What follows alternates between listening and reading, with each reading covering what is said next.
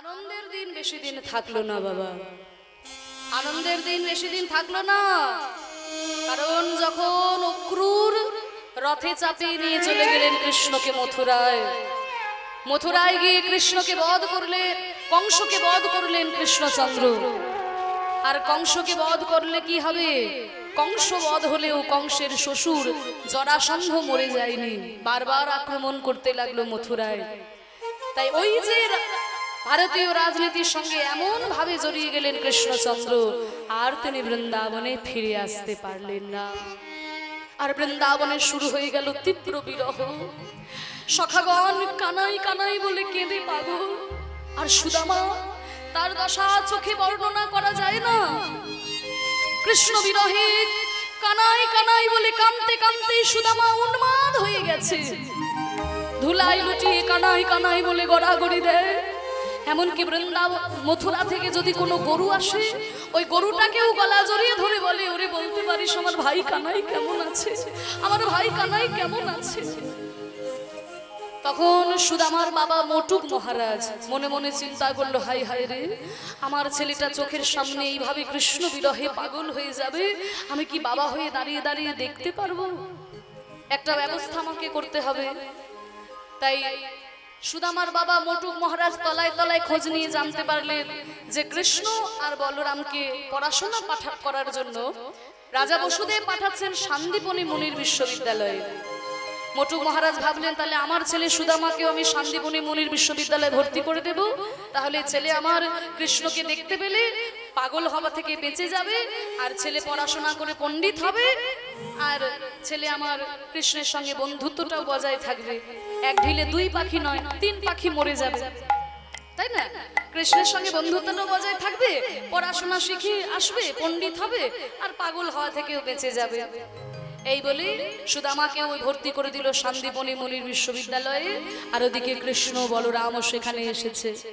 শিক্ষার উদ্দেশ্যে সবাই তথাই মিলিলা, ওই শিক্ষার উদ্দেশ্যে সবাই তথাই মিলিলা, শিক্ষার উদ্দেশ্যে সবাই তথাই মিলিলা, শিক্ষার উদ্দেশ্যে সবাই তথাই মিলিলা। আরে বহুদিন পরে কত আনন্দ হইল, বহুদিন পরে কত আনন্দ হইল।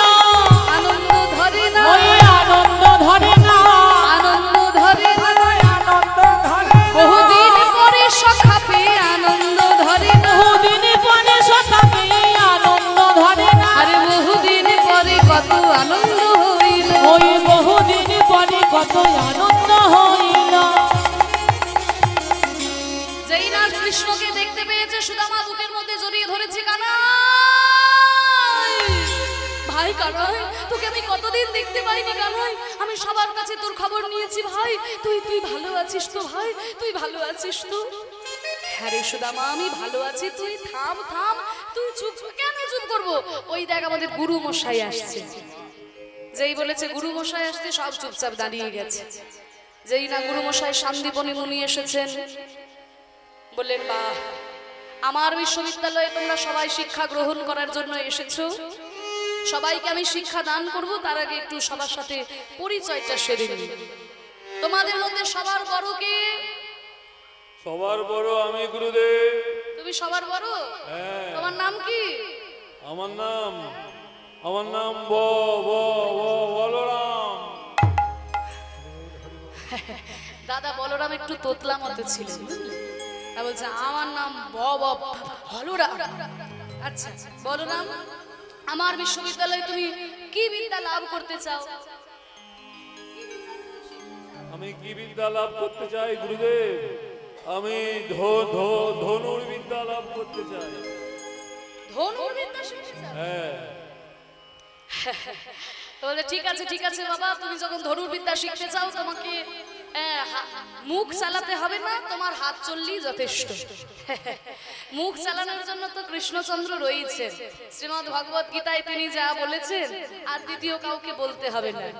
তা ঠিক আছে, ধনুর্বিদ্যা শিখতে গেলে লক্ষ্য স্থির করতে হয়, তুমি লক্ষ্য স্থির করো, আমি তোমাকে ধনুর্বিদ্যা শিক্ষা দেব। কৃষ্ণচন্দ্র বসেছিলেন। বলো বাবা তোমার নাম কি?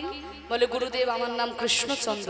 তুমিই সেই কৃষ্ণচন্দ্র, তোমার কথা তো আমি অনেক শুনেছি বাবা।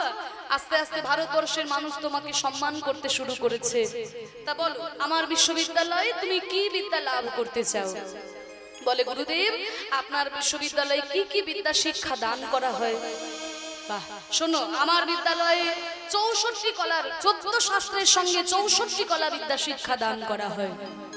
64 কলা? বলে হ্যাঁ গুরুদেব আপনি যদি কৃপা করেন তাহলে আমি ওই 64 বিদ্যাই অর্জন করতে চাই। হ্যাঁ 64 বিদ্যা শিখবে তুমি? হ্যাঁ গুরুদেব। শুনে রাখুন, যারা মনে করেন যে কৃষ্ণ শুধু অলিতে গলিতে প্রেম করেছে তারা এটাও শুনে রাখুন, কৃষ্ণ কিন্তু শান্তিপনি মুনির বিশ্ববিদ্যালয়ে 64 কলা বিদ্যা লাভ করেছিলেন। মানে 64টা বিষয়ে এমএ পাস। ভাবতে পারছেন? 4টা বিষয়ে এমএ করতে আমাদের জীবনটা পেরিয়ে যায়। কৃষ্ণচন্দ্র 64টা বিষয়ে এমএ করেছিলেন। অনেকে কৃষ্ণের সঙ্গে নিজেদের তুলনা করে, হ্যাঁ কৃষ্ণ করেছে রাসলীলা আমরা করলেই দোষ। বলে বাবা কৃষ্ণ যেমন রাসলীলা করেছিল, কৃষ্ণ কিন্তু বাহাতের কড়ি আঙুলে করে গিরি গোবর্ধন ধারণ করেছিল। তা তুমি যেমন রাসলীলার সময় কৃষ্ণের সঙ্গে নিজে তুলনা করো, তাহলে তুমি গিরি গোবর্ধন ধরে দেখাও। তোমাকে গিরি গোবর্ধন ধরতে হবে না বাবা, বাহাতের কড়ি আঙুলে তুমি একটা ইট ধরে দেখাও। আগে একটা ইট ধরো, তারপর কৃষ্ণের সঙ্গে নিজে তুলনা করবে। কারণ কৃষ্ণ যা করেছেন সেইটাই সর্বশ্রেষ্ঠ। হ্যাঁ যা করেছেন তিনি যখন প্রেম করেছেন তার মতো প্রেম আর কেউ করতে পারেনি। আমাদের প্রেম তো কামনা বাসনার প্রেম, যতদিন কাম থাকবে ততদিন প্রেম, কাম চলে গেল তো প্রেমও চলে গেল। কিন্তু ভগবান শ্রীকৃষ্ণের প্রেম সেখানে কাম গন্ধ নাই। অকই তব কৃষ্ণ প্রেম যিনি জাম্বু নদ হেম, হেন প্রেম নৃলোকে না হয়, যার হয় তার যোগ, না হয় বিয়োগ, বিয়োগে হইলে কভু না জিও। তিনি যখন যুদ্ধ করেছেন সর্বশ্রেষ্ঠ, তিনি যখন রাজনীতি করেছেন সর্বশ্রেষ্ঠ, তিনি যখন সংসার করেছেন সর্বশ্রেষ্ঠ, তিনি যখন পড়াশোনা করেছেন তাও সর্বশ্রেষ্ঠ। কৃষ্ণের সঙ্গে কখনোই নিজেদের তুলনা করবেন না। হ্যাঁ তাই 64 কলা বিদ্যা তুমি লাভ করতে চাও? হ্যাঁ গুরুদেব ঠিক আছে, তুমি যখন অর্জন করতে চাও আমি তোমাকে শিক্ষা দেব, তুমি নিতে পারলে আমার দিতে কোনো কুণ্ঠা নেই বাবা। বলে আমি নিতে পারবো গুরুদেব। বাহ ঠিক আছে। এই দেখো এক ধারে চুপচাপ বসে আছে, তোমার নাম কি? তোমার নাম সুধামা। বলে বাহ আমার নাম সুদামা গুরুদেব। তুমি কি বিদ্যা লাভ করতে চাও? বলে আপনার বিশ্ববিদ্যালয়ে আমি বেদ বিদ্যা অধ্যয়ন করতে চাই। বেদ বিদ্যা? শোনো বেদ বিদ্যা শিখতে গেলে তোমাকে কিন্তু সত্যবাদী হতে হবে। কারণ বেদ হচ্ছে স্বয়ং ভগবান, মিথ্যে বললে আর হৃদয়ে থাকে না। তুমি আমার পা ছুঁয়ে প্রতিজ্ঞা করো জীবনে কোনোদিন সত্য ছাড়া মিথ্যা বলবে না। আপনার পা ছুঁয়ে প্রতিজ্ঞা করছি গুরুদেব জীবনে কোনোদিন মিথ্যা কথা বলবো না।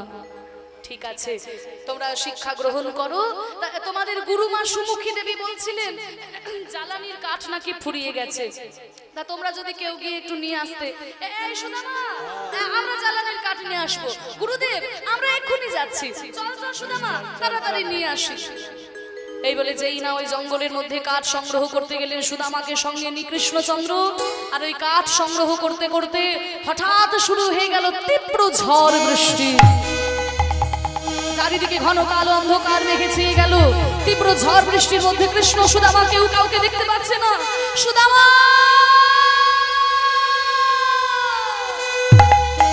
কৃষ্ণ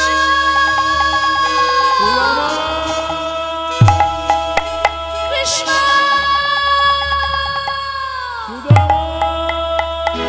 সুদামা সুদামা আমাকে বাঁচা, সুদামা আমাকে বাঁচা। ওই দেখ ঝড়ের মধ্যে গাছের ডাল ভেঙে পড়ছে রে সুদামা, আমার গায়ের উপরে ভেঙে পড়বে গাছের ডাল। সুদামা ছুটতে ছুটতে এসে বলে ভাই কানাই আমি বেঁচে থাকতে তোর গায়ে আমি কোনো ক্ষতি হতে দেব না কানাই, আমি কোনো ক্ষতি হতে দেব না। ছুটতে ছুটতে এসে কৃষ্ণকে মাটিতে শুইয়ে দিয়ে সুদামা তার উপরে উপুর হয়ে শুয়ে পড়লো। আর ওই গাছের ডাল ভেঙে পড়লো সুদামার কাঁধের উপর।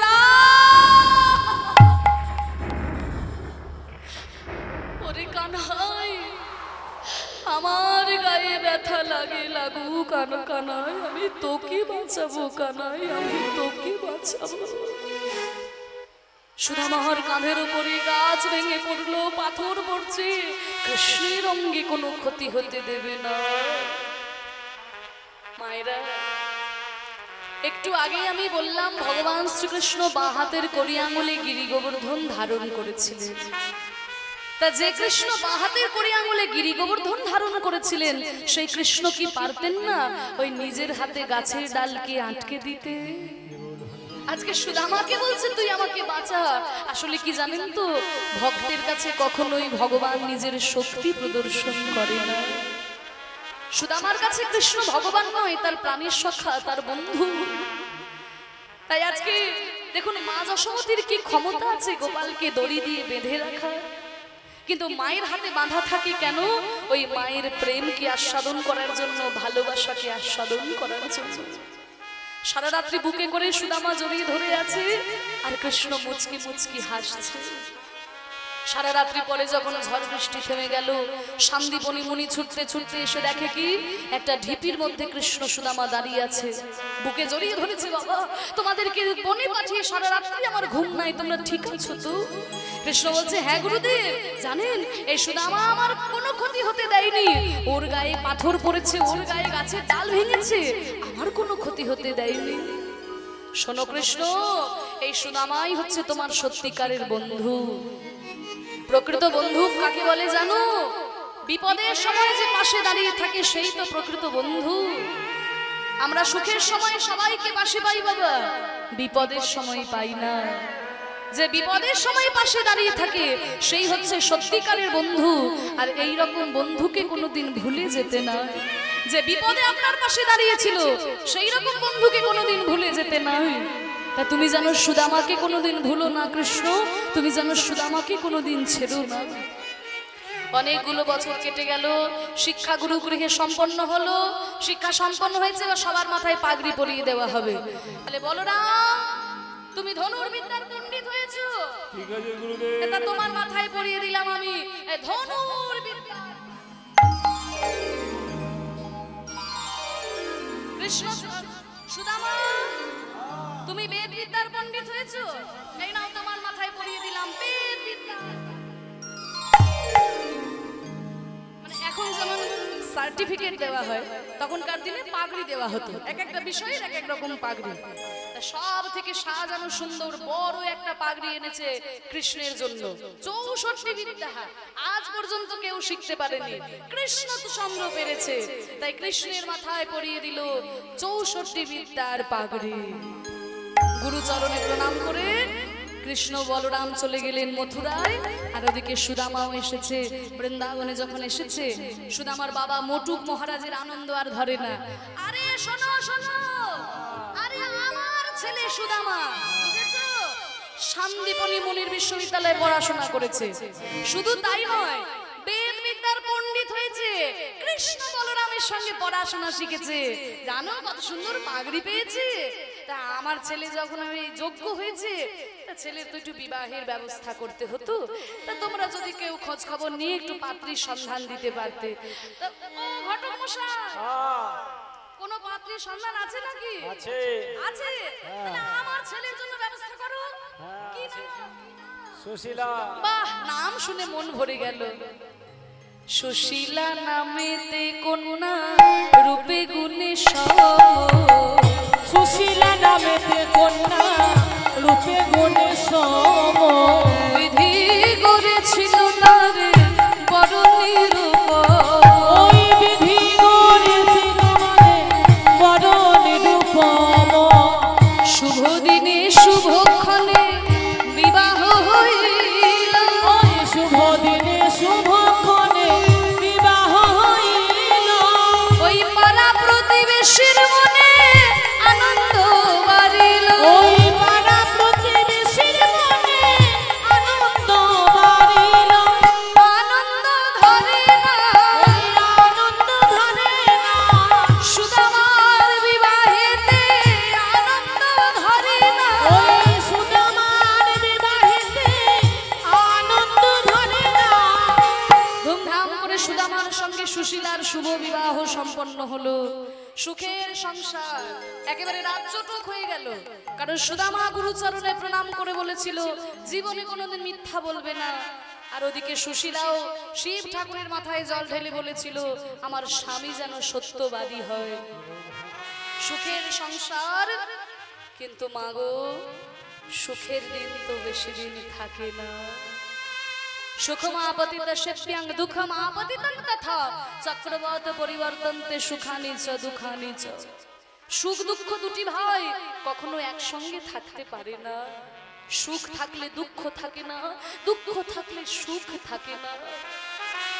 সুখের সংসার সুদামার, কিন্তু এই যে বললাম গুরুচরণে প্রণাম করে সুদামা বলেছিল জীবনে কোনোদিন মিথ্যা বলবে না। কিছুদিনের মধ্যেই সুদামার বাবা মা দুজনেই ইহজগৎ পরিত্যাগ করে চলে গেলেন। সংসারে মাথার উপর থেকে যখন বাবা মা চলে যায় সন্তানেরা বুঝতে পারে সংসারের চাপ কাকে বলে। তা যখন পিতামাতা দুজনেই চলে গেলেন সুদামা ঠাকুর এত সহজ সরল, জীবনে কোনোদিন মিথ্যে কথা বলে না। আর আমাদের এই সমাজটা এমন মাগো, পদে পদে মিথ্যে কথা না বললে পরে সমাজে টিকে থাকা যায় না। তাই সহজ সরল সুদামা ঠাকুরের কাছে একে একে সবাই ওই পৈতৃক সম্পত্তি হাতিয়ে নিতে শুরু করলো। আর সব কিছু খোয়াতে খোয়াতে সুদামা একেবারে পথের ভিখারিতে পরিণত হয়ে গেল। ছাত্ররা তার কাছে বেদ বিদ্যা শিখতে আসে, কেউ দক্ষিণা দেয় কেউ দক্ষিণা দেয় না। যেটুকু দক্ষিণা দেয় কোনো রকমে তার সংসার চলে যায়। বলো আবার কি খেলা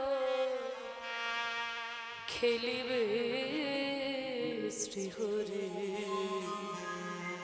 কি খেলা পড়িল মনে।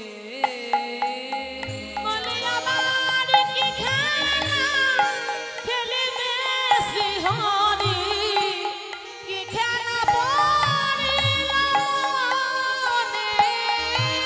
বলো আবার কি খেলা খেলিবে শ্রীহরি, খেলা পড়িল মনে। লীলাময় তুমি ওগো শ্রীহরি, লীলাময় তুমি ওগো শ্রীহরি, লীলাময় তুমি ওগো শ্রীহরি। লীলাময় তুমি ওগো শ্রীহরি।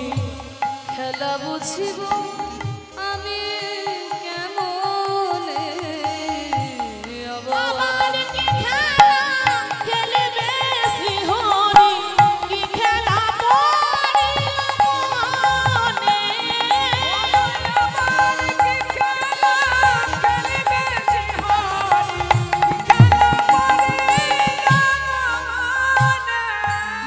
সুতা ধরে তুমি নাচাও পুতুল, ওই সুতা ধরে তুমি নাচাও পুতুল। সুতা ধরে তুমি নাচাও পুতুল। ওই সুতা ধরে তুমি নাচাও পুতুল।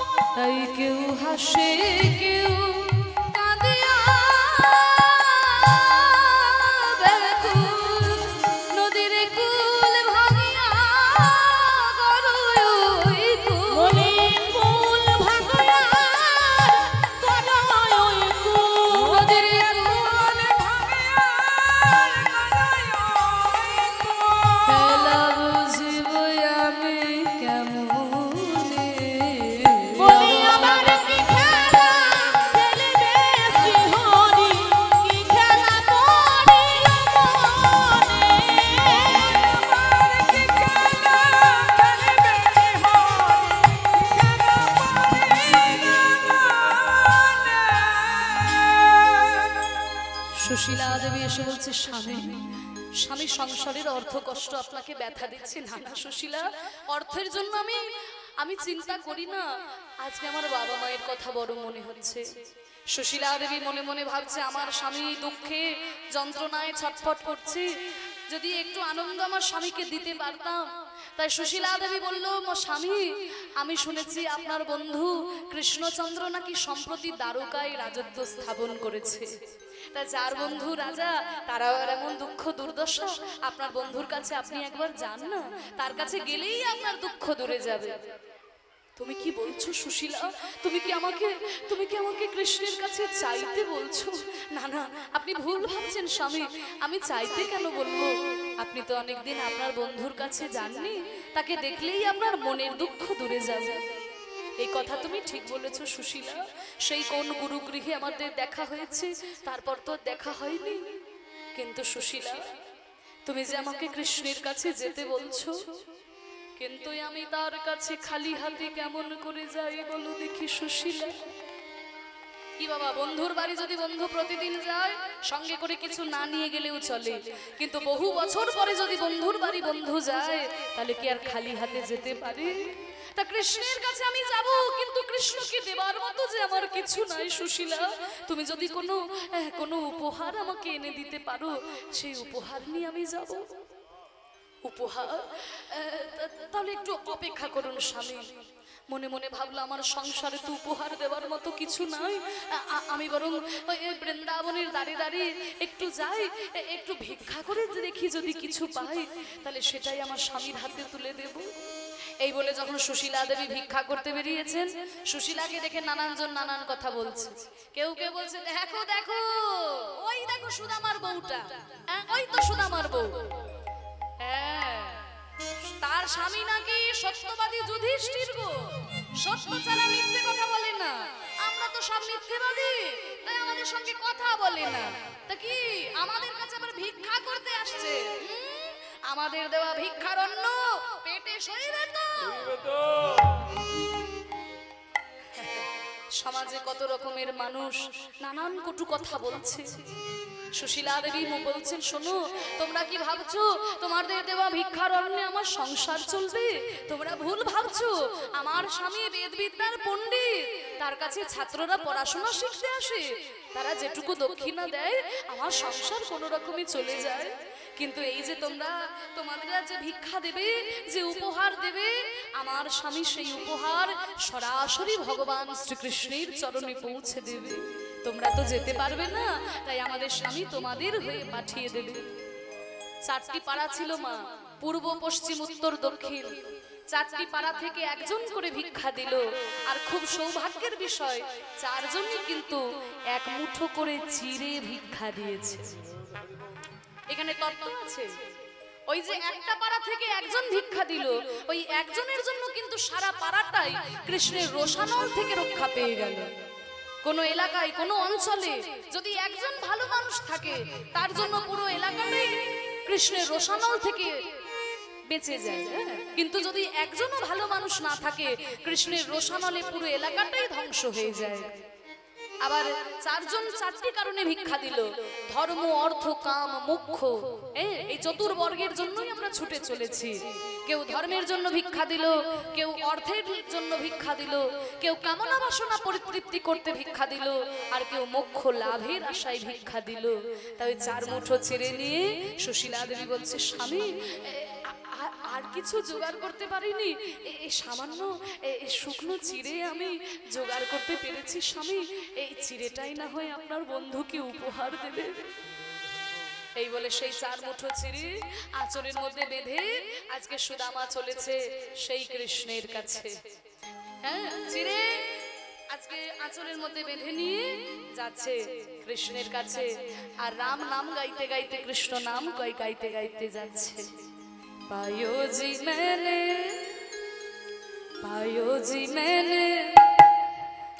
राम रतन धन पायो, पायो जी मैंने राम रतन धन पायो, पायो जी मैंने राम रतन धन पायो,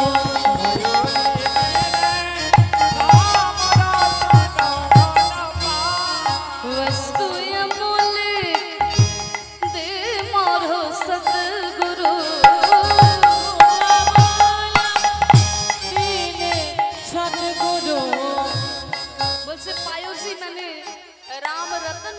পায়।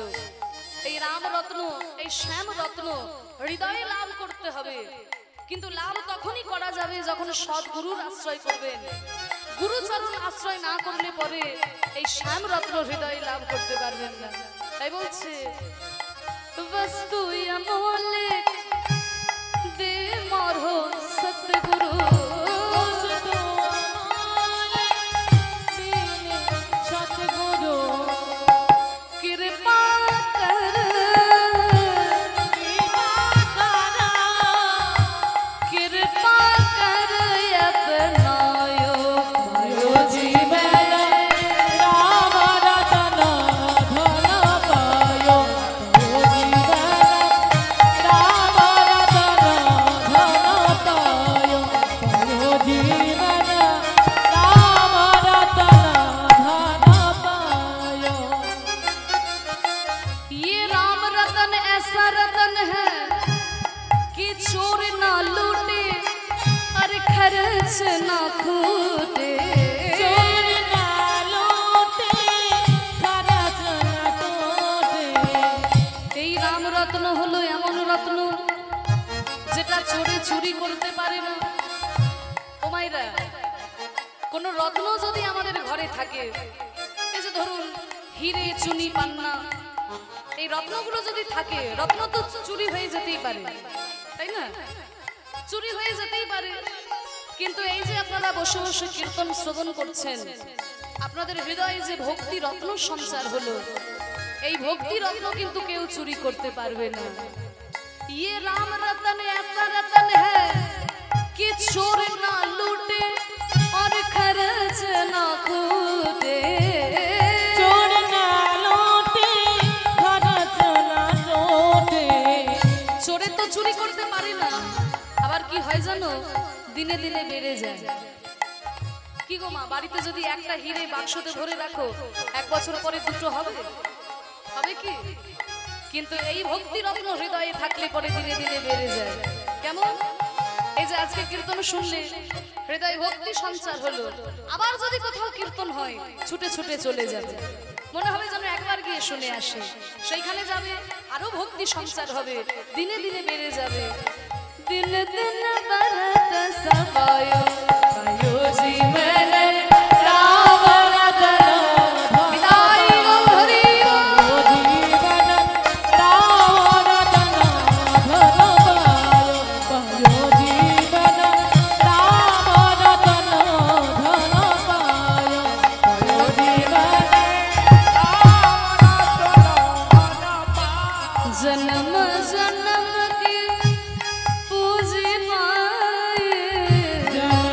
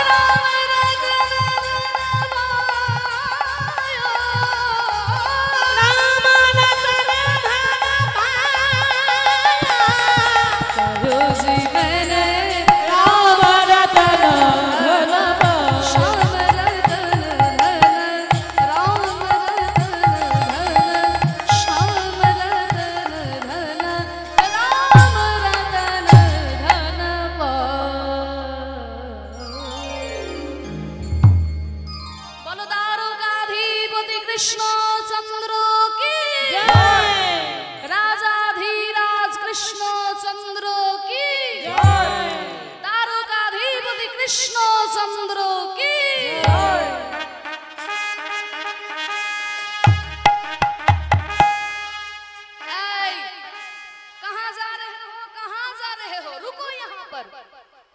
যেই না সুদামা দ্বারকার রাজপ্রাসাদের ভিতরে ঢুকতে গেছে অমনি দারোয়ান ধরেছে। কোথায় যাচ্ছ? কোথায়? এইখানে দাঁড়াও, চুপ করে। কোথায় যাবে? তোমাদের রাজার সঙ্গে একটু দেখা করব। কি? কোত্থেকে এসেছে? ভিখারি বলছে রাজার সঙ্গে দেখা করবে। রাজা যাত্রার সঙ্গে দেখা করে না, যাও ফিরে যাও, দেখা হবে না। না না, তোমাদের রাজা যে আমার বন্ধু। কি? এই ভিখারিটা রাজার বন্ধু? দেখেছো আজকাল ভিখিরিদেরও আবার কত ফন্দি শুরু হয়েছে। রাজার সঙ্গে দেখা করবে বলে বলে রাজার বন্ধু। আরে রাজার বন্ধু কত বড় বড় মন্ত্রী, কত বড় বড় জমিদার, আরে ভিখারি বলে রাজার বন্ধু। যাও, তোমার মাথাটা খারাপ হয়েছে, এখান থেকে ফিরে যাও, যেন কিছু টাকা পয়সা নিয়ে চলে যায়। না না, তোমাদের রাজাকে গিয়ে একটিবার বলো না তার বন্ধু সুদামা এসেছে, সে যদি চিনতে না পারে আমি এক্ষুনি চলে যাব। এই তোমার পায়ে ধরছি। আরে আরে ছাড়ো ছাড়ো ছাড়ো, কি শুরু করেছো তুমি? ঠিক আছে, চুপ করে এখানে দাঁড়াও। দারোয়ান গিয়ে কৃষ্ণচন্দ্রকে বলছে, মহারাজ বলো দারোয়ান, কি সংবাদ এনেছো? আর বলবেন না মহারাজ, ভিখারিতে দেশটা একেবারে ছেয়ে গেল। কেন, কি হয়েছে? আরে জানেন আজকে আবার কোত্থেকে একটা ভিখারি এসে বলে আপনার বন্ধু। কত বারণ করলাম, কিছুতেই কথা শোনে না। কি বলি বলুন তো মহারাজ? শোনো দারোয়ান, ভাগ্যগুণে আমি যেমন রাজা হয়েছি, ভাগ্যদোষে আমার কোনো বন্ধু ভিখারি হয়ে যেতেই পারে। আমার সব বন্ধুর নাম আমার মনে আছে। তার কি নাম বলেছে বলো? আমার বন্ধু হলে আমি নিশ্চয়ই চিনতে পারবো। হ্যাঁ হ্যাঁ, ওই কি যেন একটা নাম বললো, সুদামা। কি? আমার সুদামা এসেছে আমার কাছে, আমার সুদামা এসেছে আমার কাছে। ওরে সুদামা রে সুদামা,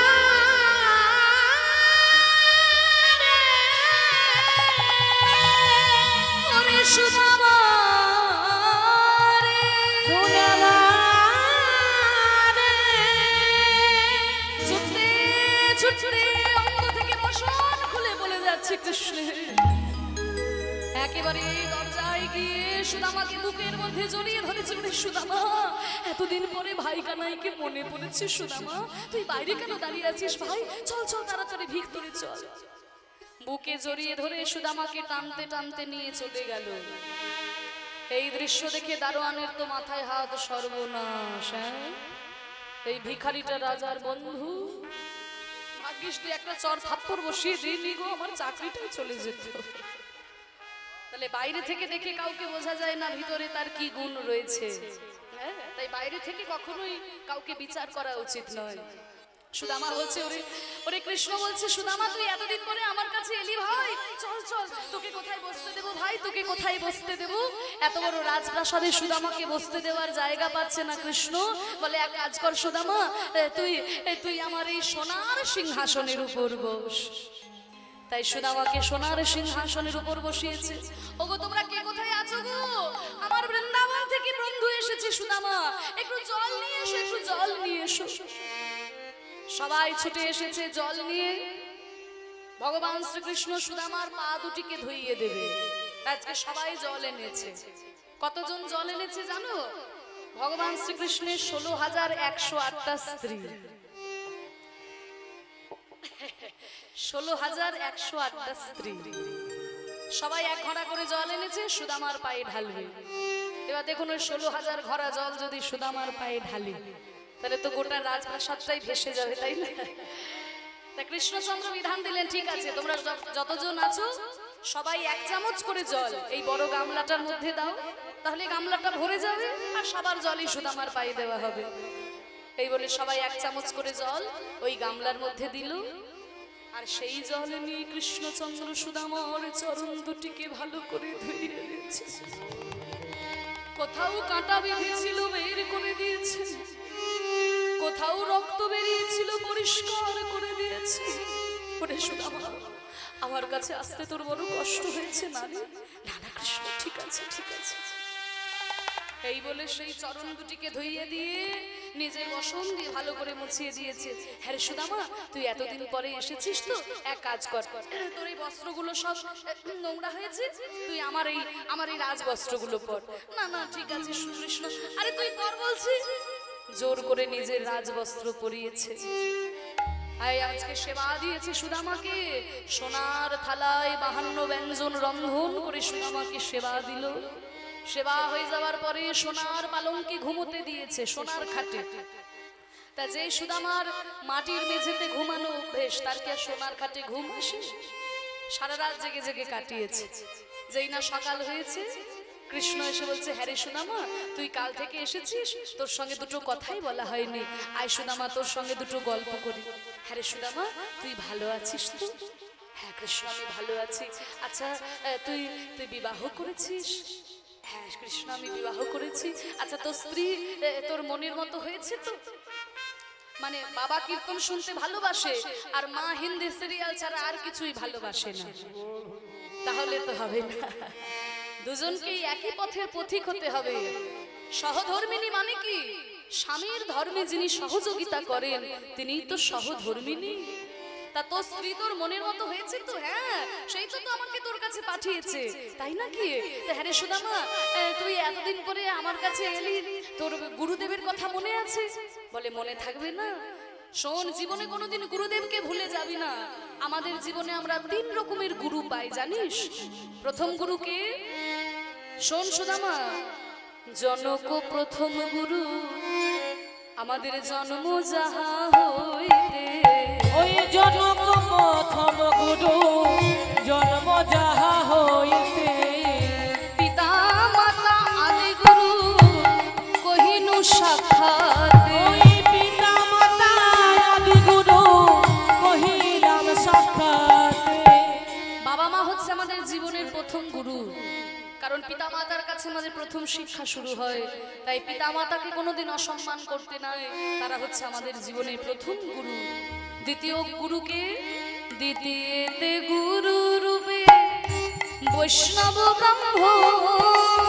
দ্বিতীয়তে গুরু রূপে বৈষ্ণব ব্রাহ্মণ। ওই শিক্ষাদাতা দীক্ষাদাতা কহিলাম এখন। ওই শিক্ষাদাতা দীক্ষাদাতা কহিলাম এখন। শিক্ষাদাতা দীক্ষাদাতা গুরু হচ্ছে আমাদের দ্বিতীয় প্রকার গুরু, যিনি আমাদের যারা শিক্ষা দান করেন আর যিনি আমাদের কর্ণে দীক্ষা দান করেছেন, এরা হলো দ্বিতীয় গুরু। তাহলে তো সবাই হয়ে গেল, আবার 3 নম্বর গুরু আবার কে? শুনে রাখ সুদামা, এটা তোর কাছে বলছি। তৃতীয়তে অন্তর্যামী রূপে আমি ভগবান। তৃতীয়তে অন্তর্যামী রূপে আমি ভগবান। ওই আপদে বিপদে ভক্তের করি সমাধান। আপদে বিপদে করি সমাধান। আমি অন্তর্যামী ভগবান হলাম তৃতীয় প্রকার গুরু। দেখবেন আমরা বুঝতে পারি না অনেক সময় কোন পথে যাব, কোন পথে যাব না, কোনটা ঠিক কোনটা ভুল। হৃদয়ে অন্তর্যামী ভগবান গুরু রূপে আমাদের শিক্ষা দান করেন, এই পথে যা এটা সঠিক, ওই পথে যাস না ওইটা ভুল। বাহ কৃষ্ণ, তোর কাছে এলে অনেক তত্ত্ব কথা জানা যায় রে। শোন, বন্ধুর সঙ্গে বেশি তত্ত্ব আলোচনা ভালো লাগে না। কই দে, কি এনেছিস আমাকে দে। হ্যাঁ, আরে এতদিন পরে আমার কাছে এসেছিস, কোনো উপহার আনিস না? কি উপহার আনিছিস দে। সুদামা মনে মনে চিন্তা করে, আমার বন্ধু কৃষ্ণ সে যে এখন দ্বারকার রাজা হয়েছে, ছোটবেলা থেকে কত ক্ষীরসর নবনী আমি আমার কানাইয়ের বদনে তুলে দিয়েছি, আর আজকে আমার কানাইকে দেওয়ার জন্য আমি নিয়ে এসেছি শুকনো চিড়ে। এই শুকনো চিড়ে আমার কানাইকে আমি কেমন করে দেব? না জানি শুকনো চিড়ে খেতে আমার কানাইয়ের বদনে কত ব্যথা লাগবে। এই চিড়ে আমি দিতে পারবো না, চিড়ে দিতে পারবো না। তাড়াতাড়ি করে চিড়েটাকে বগল দাবার মধ্যে ভরে নিয়েছে। কৃষ্ণ, আমি খুব তাড়াহুড়ো করে চলে এলাম তো, আমি কিছু নিয়ে আসতে ভুলে ভুলে আরে ভুলে গেছিস বললেই মেনে নেবো নাকি? হ্যাঁ, ছোটবেলায় যখন গোচারণে যেতাম তুই নিজে না খেয়ে আমাকে খাওয়াতিস, তোর গায়ের গয়নাগুলো খুলে খুলে আমাকে পরিয়ে দিতিস, আর এখন বলছিস কিছু আনিসনি।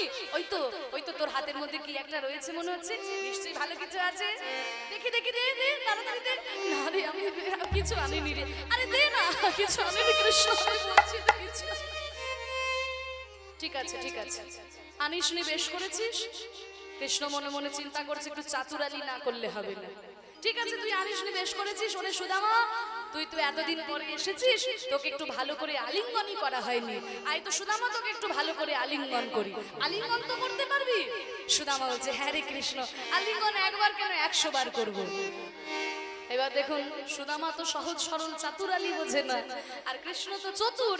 এই বলে যেই না সুদামাকে নিয়ে জোর করে আলিঙ্গন করতে গেছে, অমনি বগল দাবা থেকে চিরের পুটলিটা মাটিতে পড়ে গেছে।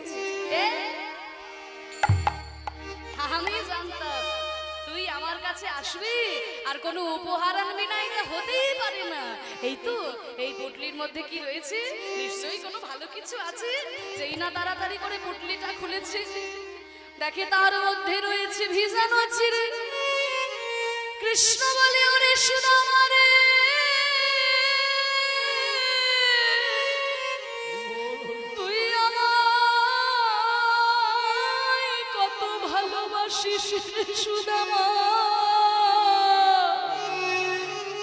দিনে রাত ফল মিষ্টি খেতে খেতে মুখটা যেন আমার পচে গেল। যেদিন থেকে রাজা হয়েছি সবাই নিমন্ত্রণ করে শুধু মিষ্টি খাওয়ায়, দিনে রাত মিষ্টি খেতে খেতে আমার মুখে যেন আর কোনো স্বাদ না। আমার মুখের স্বাদ বদলাবার জন্য তুই কত চিন্তা করে চিড়ে এনেছিস। আবার শুকনো চিড়ে খেতে আমার বদনে ব্যথা লাগবে বলে তুই আবার চিড়েগুলো ভিজিয়ে এনেছিস। সুদামার বলে, ওরে কৃষ্ণ রে, আমি তো চিড়ে ভিজিয়ে আনি না, আমার নয়ন জলে ছিড়ে ভিজে গিয়েছে, নয়ন জলে চিরে ভিজে গিয়েছে, আমার নয়ন জলে চিরে ভিজে গিয়েছে। কানাই আমি ছিড়ে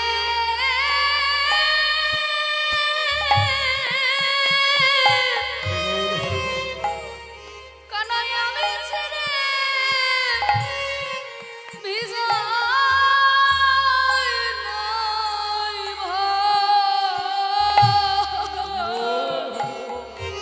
নয়ন জলে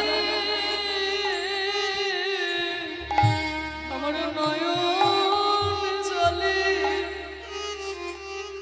জলে ভিজে বলি আমি চিরে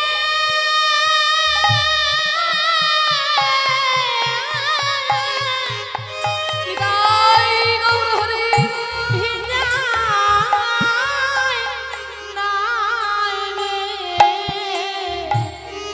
নয়ন জলে চিরে ভিজে গিয়েছে। সুদামা বলে, ওরে কানাই রে, তোর কাছে আসতে মনে মনে ভাবলাম যেই তোর বদনে একদিন কত ক্ষীর সার নবনী তুলে দিলাম, সেই তোর বদনে আমি শুকনো চিড়ে কেমন করে দেব। তাই আমার নয়নের জলে চিড়েগুলো ভিজে গেল। কৃষ্ণ বলে, ওরে সুদামা রে, তুই এত কষ্ট করে আমার জন্য এই চিড়ে এনেছিস, তাই আমি তোকে কথা দিলাম সুদামা, এই চিড়ে ছুঁয়ে আমি প্রতিজ্ঞা করে বললাম, আগামী কলিযুগে যখনই আমি নদিয়ায় নবদ্বীপে গৌর হয়ে জন্ম নেব, যদি কোনো কাঙাল ভক্ত আমার ফল মিষ্টি জোগাড় করতে না পারে, আমাকে সোনার থালা দিতে হবে না, ওই মাটির মাল সাথে করে যদি কেউ দু মুঠো চিড়ে আমাকে দেয় রে, আমি দাঁড়ে দাঁড়ে গিয়ে প্রসাদ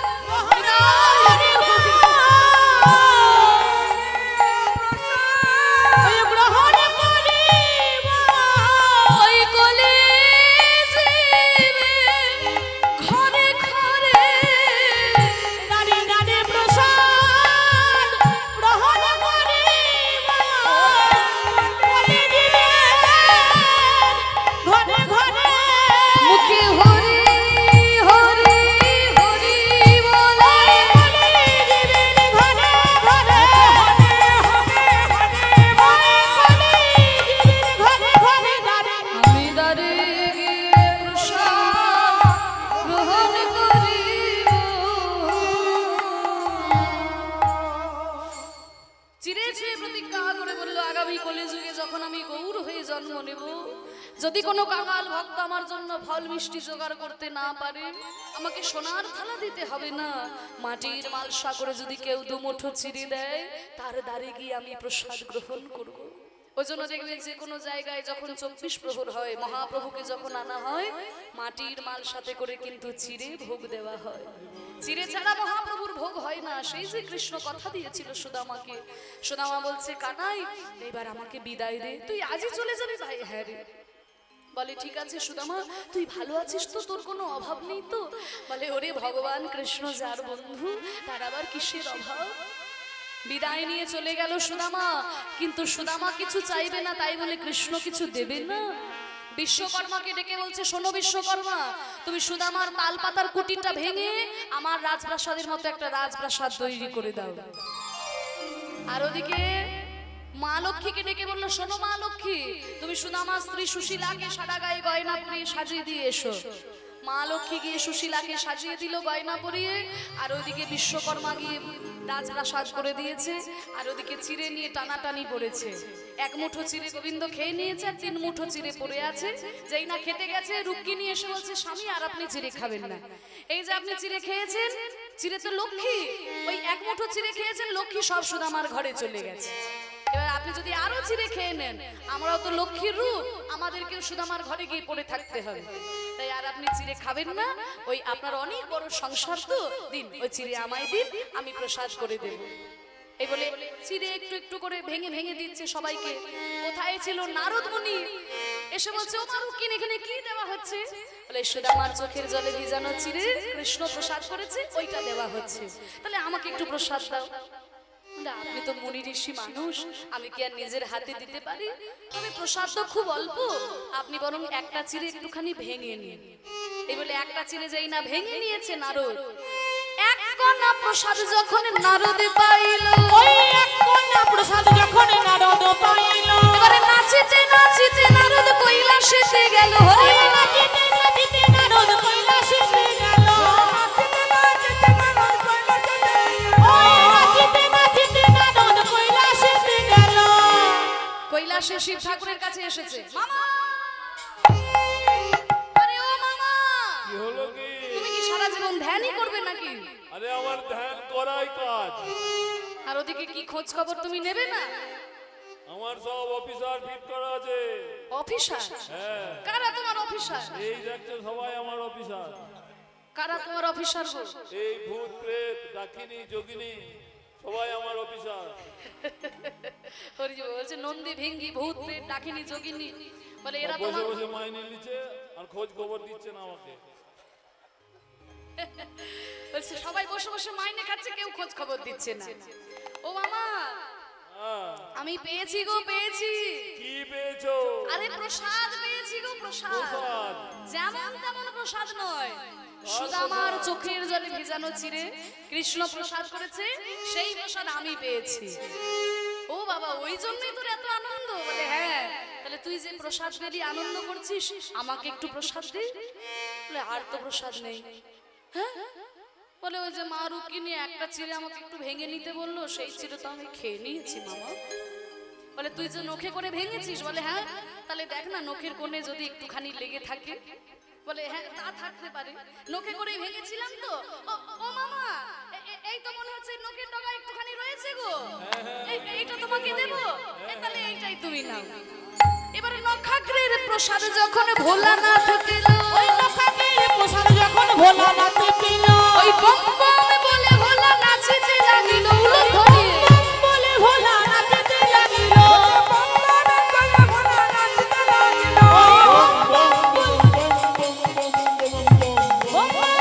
ভোলা নাচিতে লাগিল।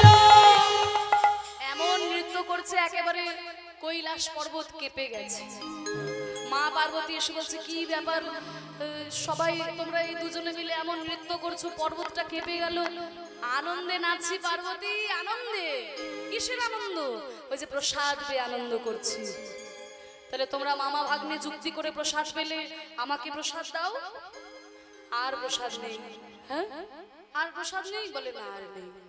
তোরা মামা ভাগ্নে যুক্তি করে প্রসাদ পেলি আর আমাকে বঞ্চিত করলি।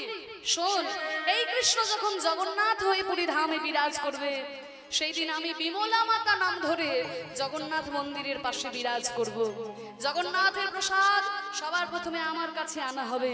সেই দিন আমি প্রসাদ দিলে তবে ভক্তরা প্রসাদ পাবে। ওই জন্য জগন্নাথের প্রসাদ বিক্রয় করা হয়। মা পার্বতী বিমলা মাতা নাম ধরে সেখানে রয়েছেন। আর ওদিকে সুদামা তো এসে দেখে তার তালপাতার কুটিরটা রাজপ্রাসাদ হয়ে গেছে। আর ওই রাজপ্রাসাদের ভিতর থেকে সুশীলা দেবী সারা গায়ে রাজরানীর বেশে বেরিয়ে আসছে। প্রথমে তো সুদামা চিনতেই পারেনি, পরে যখন চরণে এসে প্রণাম করে বলছে, স্বামী সুশীলা, তোমার সারা গায়ে অলংকার, এই রাজপ্রাসাদের ভিতর থেকে তুমি? স্বামী, বিশ্বকর্মা এসে রাজপ্রাসাদ করে দিয়েছেন আর আমাকে মা লক্ষ্মী এসে সাজিয়ে দিয়েছে। সুশীলা, আমি তো কৃষ্ণের কাছে ধন সম্পত্তি টাকা পয়সা চাইনি, না চাইতেই কৃষ্ণ এত কিছু দিয়েছে। ওরে কানাই রে, আমি তোর কাছে এই অর্থ সম্পত্তি চাই না ভাই, এইটুকুই আমার চাওয়া। যুগে যুগে যেন তোকে এইভাবে আমি বন্ধু রূপে পেতে পারি, আমি যেন তোর ভক্ত হতে পারি সারা যুগে যুগে। তাই এই সুদামা কলিযুগে জন্মগ্রহণ করেছিলেন সুন্দরানন্দ পণ্ডিত রূপে। সুন্দরানন্দ পণ্ডিত বন্দি বড় আসে, ফুটালো কদম্ব পুষ্প জাম্বিরের গাছে। জামির গাছে কদম ফুল ফুটিয়েছিলেন, এত বড় ভক্ত ছিলেন সেই সুন্দরানন্দ পণ্ডিত। সেই সুদামা কলিযুগে জন্মগ্রহণ করেছিলেন। তাই সবাই মিলে বলুন, কৃষ্ণ সুদামা কি জয়, কৃষ্ণ সুদামা কি জয়, কৃষ্ণ সুদামা কি জয়, ভক্ত ভগবান কি জয়, ভক্ত বৃন্দ কি, বৃন্দাবন ধাম কি, গোস্বামী বৃন্দ কি, আপন আপন গুরু মহারাজ কি। ভক্ত আর ভগবানের মিলন হইল, ওই ভক্ত আর ভগবানের মিলন হইল, ওই ভক্ত আর ভগবানের মিলন হইল, ওই ভক্ত আর ভগবানের মিলন হইল।